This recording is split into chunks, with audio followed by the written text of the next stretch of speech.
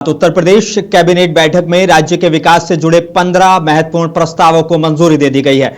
मुख्यमंत्री योगी आदित्यनाथ की अध्यक्षता में हुई इस बैठक में नगरीय परिवहन, आउटसोर्सिंग, आईटी, निर्यात नीति और शिक्षा जैसे क्षेत्रों के कई अहम निर्णय लिए गए हैं। नगर विकास भवन के प्रस्ताव के तहत लखनऊ और कानपुर में नगरीय परिवहन को बढ़ावा देने के लिए ई बसों के संचालन को मंजूरी दे दी गई है। दोनों शहरों में 10-10 रूटों पर ई बसें चलाई जाएंगी, जिससे पर्यावरण के साथ साथ यातायात व्यवस्था को भी बेहतर बनाने की कोशिश की जाएगी। उत्तर प्रदेश निर्यात प्रोत्साहन नीति 2025 और 30 को मंजूरी दे दी गई है। इस नीति के तहत राज्य सरकार 882 करोड़ रुपए खर्च कर एक्सपोर्ट इंफ्रास्ट्रक्चर को मजबूत करेगी। इसका मकसद राज्य को निर्यात के क्षेत्र में अग्रणी बनाना है।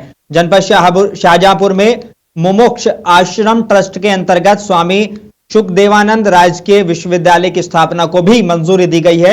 इससे उच्च शिक्षा के क्षेत्र में नए अवसर खुलेंगे।